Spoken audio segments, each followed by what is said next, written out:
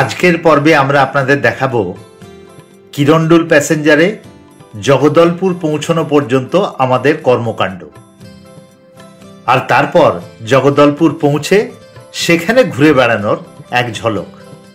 তাহলে চলুন শুরু করা যাক।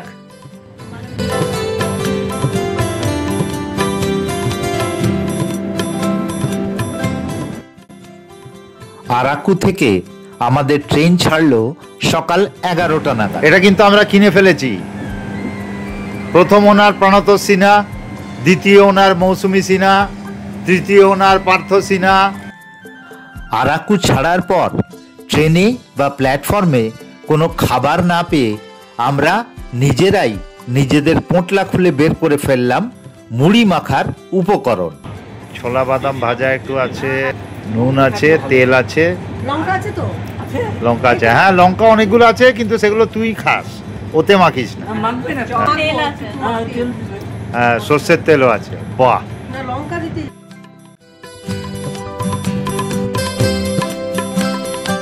মুড়ি খাবার পর চা না হলে চলে বলুন?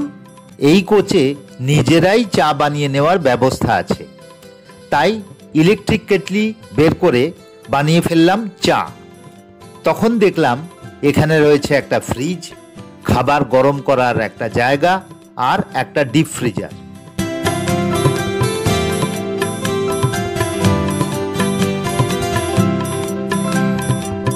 এদিকে ট্রেন চলছে, ওদিকে আমরা মুড়ি চা খেয়ে কোচের পেছনে বসে গেলাম আড্ডা দিতে। ভিস্টাডোম কোচ, তার পেছনে বেশ খানিকটা জায়গা আছে যেখানে বসে আড্ডা দেওয়া যায়, গল্প করা যায়, এবং ভিস্টাডোম কোচে খুব ঠান্ডা লাগলে সেখান থেকে পালিয়েও আসা যায়। সুতরাং আমরা সেই ভিস্টাডোম কোচ থেকে এখন পালিয়ে এসেছি, পালিয়ে এসে সব এইখানে এসে জুটেছে। আর সেই আড্ডার আবহে মৌসুমী গাইল একটা রবীন্দ্রসঙ্গীত।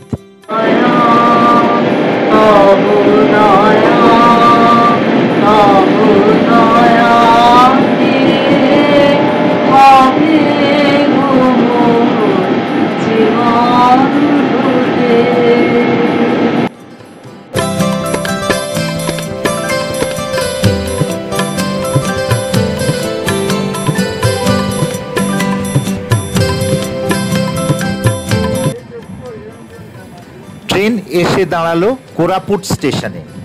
এখান থেকেও খুব সুন্দর সুন্দর জলপ্রপাত দেখতে যাওয়া যায়।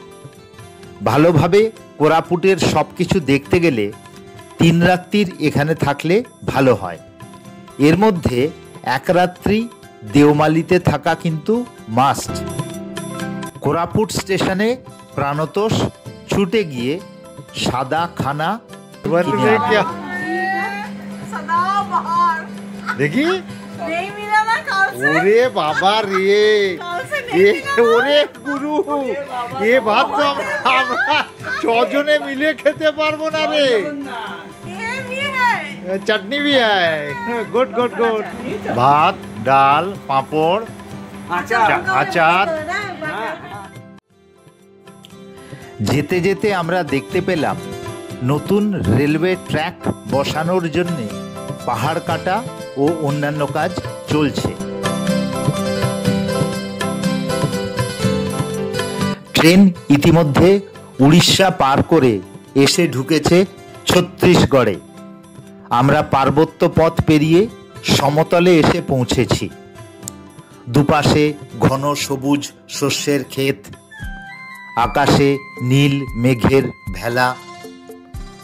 শরৎকাল তাহলে এসে গেল। আর তখনই মনে পড়ে গেল আর কয়েকদিন পরেই আমাদের দুর্গাপুজো।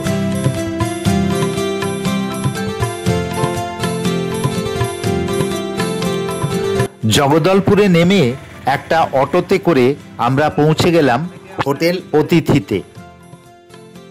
তারপর সন্ধেবেলা চলে গেলাম দন্তেশ্বরী মন্দির প্রাঙ্গণে।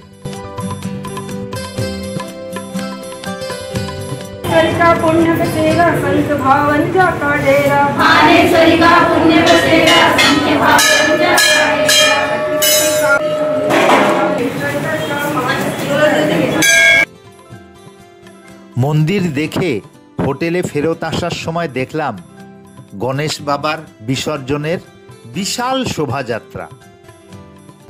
কালকে আমরা যাব চিত্রকূটের দণ্ডামি রিসর্টে।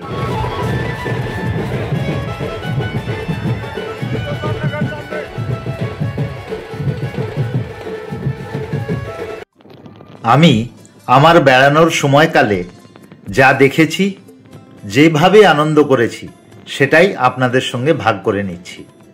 তাই কেমন লাগলো জানাবেন কিন্তু। তাহলে দেখা হবে পরের পর্বে।